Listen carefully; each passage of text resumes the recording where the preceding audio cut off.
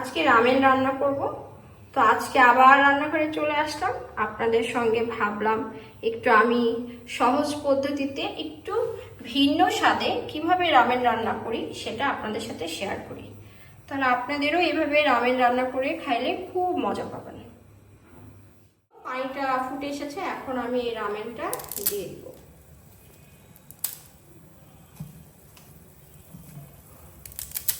তো আমার রামেন রান্নাটা আপনারা দেখতে থাকেন শেষ পর্যন্ত, আশা করি ভালো লাগবে, কারণ একটু ভিন্ন ওয়েতে আমি আজকে আপনাদের এই রান্নাটা দেখাবো। আর শীতের মধ্যে রামেন খাইতে বেশ ভালো লাগে। আর যারা এগুলো তো পছন্দ করেন, নুডলস, রামেন, পাস্তা, তাদের জন্য কিন্তু আজকের এই রেসিপিটা বেস্ট রেসিপি হতে পারে। এই যে রামেনটার মধ্যে একটু তেল দিয়ে নেবেন যখন আপনি এটা সিদ্ধ করবেন তার মধ্যে, তাহলে দেখবেন যে একটার সঙ্গে আরেকটা লাগতেছে না, অনেক সময় লেগে থাকে, হ্যাঁ, আঠালো আঠালো একটা ভাব থাকে। তো এইভাবে যদি আপনি একটু অয়েল দিয়ে যদি সেদ্ধ করেন তাহলে অনেক সুন্দর জিনিসটা মানে লেগে থাকবে না, ঝরঝরা হবে। আমার পানিটা পুরো শুকিয়ে এসেছে, আমার আসলে পানি ঝরানোর প্রয়োজন হয় নাই। যা এই যে দেখেন একদম ঝরঝরা হয়ে গিয়েছে। পানি না ঝরিয়ে আমি আজকে এরকম শুকিয়ে নিয়েছি, এইভাবে আর কি করে নিলাম। ফার্স্টে আমি এরকম সিদ্ধ করে নামিয়ে নিচ্ছি। রান্নার যে ধোয়াটা উঠে আমার এটা দেখতে খুবই ভালো লাগে আর খুব পছন্দের একটা জিনিস আমার এটা। এই তো প্রথম স্টেপটা আমার শেষ, এখন আমি দ্বিতীয় স্টেপে চলে যাব। এখন একটু তেল দিয়ে নিব। এখন ডিমগুলো আমি দিয়ে দিব। আমি এখানে 3টা ডিম নিয়েছি। এখন এই ডিমটা আমি একটু ভেজে নিব। এখন একটু লবণ দিয়ে নিব, খুব বেশি লবণ দেওয়ার প্রয়োজন নেই, এবারে হালকা একটু।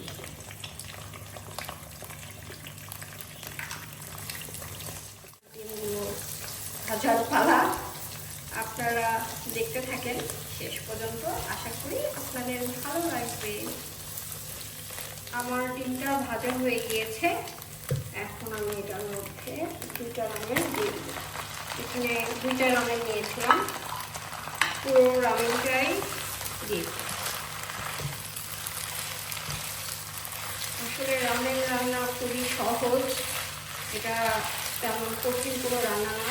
যেমন নুডলস রান্না করতে হ্যাঁ এমন কেউ নেই যে পারে না, ঠিক তাই। বাট আজকে আমি যেভাবে আপনাদেরকে রামেন রান্নাটা দেখাবো সেটা একটু ডিফারেন্ট ওয়েতে আগেই বলেছি।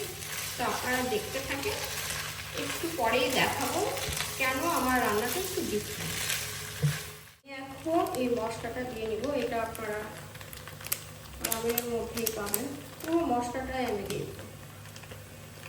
আর এই মশলাটা না দিলে কিন্তু ভালো লাগবে না। যারা জানে তারা তো জানে মশলাটা দিতে হয়, আর যারা একদম নতুন জানে না, এবার খাবারটা টেস্ট করতে চায়, হ্যাঁ, রান্নাটা শিখতে চায়, তাদের জন্য আর কি বলছি। এই যে পুরো যে মশলাটা থাকে, যেহেতু আমি 2টা রান্না করছি তার জন্য 2 প্যাকেটের মধ্যে 2টা এরকম ছিল মশলা, এই মশলাটা পুরোটাই আমি দিয়ে দিয়েছি। এখন ভালো করে এটা আমি মিক্স করে নেব। এই মশলাটা সুন্দর করে আপনার এখানে মিক্স করতে হবে, কোনো কোথাও লেগেছে লাগেনি এরকম যেন না, সুন্দর করে মিশিয়ে।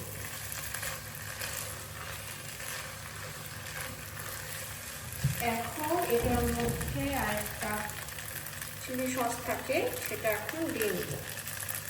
আর এই চিলি সসটা খুব বেশি দেওয়ার প্রয়োজন নেই, যেহেতু আমি 2টা নিয়েছি, 2টার মধ্যে 2টা চিলি সস ছিল, আমি 1টা দিলাম।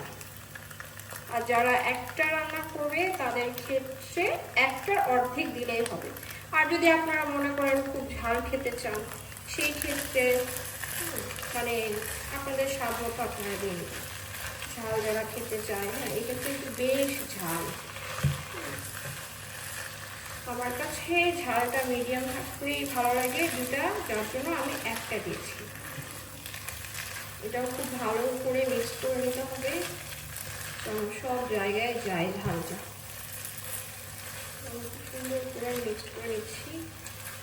চুলার জালটা মিডিয়াম রাখবেন, খুব জোরে না। বলেছিলাম আমি ভিন্ন ওয়েতে রান্নাটা দেখাবো। এটা হচ্ছে চিজ। আমার রান্নার সবার শেষে আমি এখানে সুন্দর করে চিজ দিয়ে দেবো। আসলে চিজ যদি আপনি দিয়ে দেন রান্নাটা সিরিয়াসলি এত টেস্ট বাড়িয়ে দিবে, হ্যাঁ, আপনার এই রান্নার স্বাদটা দ্বিগুণ হয়ে যাবে। সবার লাস্টে আপনি রান্নার শেষে চিজ অ্যাপ্লাই করে তৈরি হয়ে গেল আমার সুস্বাদু রামেন। তো এইভাবে যারা আগে রান্না করেননি একবার ট্রাই করে দেখবেন, সিরিয়াসলি এত মজা লাগে, মানে খুবই মজা লাগে। আর যার চিজ পছন্দ সে তো খুব পছন্দ করবে, যেমন নাভান খুব পছন্দ করে। নাভান হচ্ছে আমার ছেলে, 3 বছর বয়স, হ্যাঁ, ও এইভাবে রান্না করলে খুব পছন্দ করে খাবারটা খায়। আর যারা চিজ লাভার আছেন তাদের জন্য তো এটা বেস্ট একটা রেসিপি হতে পারে। তো এই তো আমি এখন এটা খুব সুন্দর করে মিশিয়ে নিচ্ছি। সবসময় হেভি খাবার খেতে কিন্তু ভালো লাগে না, হ্যাঁ, বিকেলের দিকে স্ন্যাক্সের জন্য এরকম রামেন বা নুডলস বা একটু সসেস, হ্যাঁ, এই টাইপ খাবার কিন্তু বাচ্চা বড় সবাই খুব পছন্দ করি আমরা। এই তো আমার রান্নাটা একদম শেষ। এখন আমি এটা সুন্দর করে করে দিচ্ছি। আসলে ডেকোরেশনটা আমি আরেকদিন দেখাবো আপনাদের। এখানে যদি আমি শসা টমেটো কিছু যদি গার্নিশ ইউজ করতাম আরও ভালো লাগতো। ওটা আমি অ্যানাদার ব্লগে আপনাদেরকে দেখাবো কিভাবে সাজিয়ে সুন্দর করে ডেকোরেট করে যদি একটা খাবার খান সেটার কিন্তু টেস্টটাও মনে হয় একটু ভালো লাগছে। তো আজকে এই পর্যন্তই। ভালো থাকবেন সবাই আপনারা। আল্লাহ হাফেজ।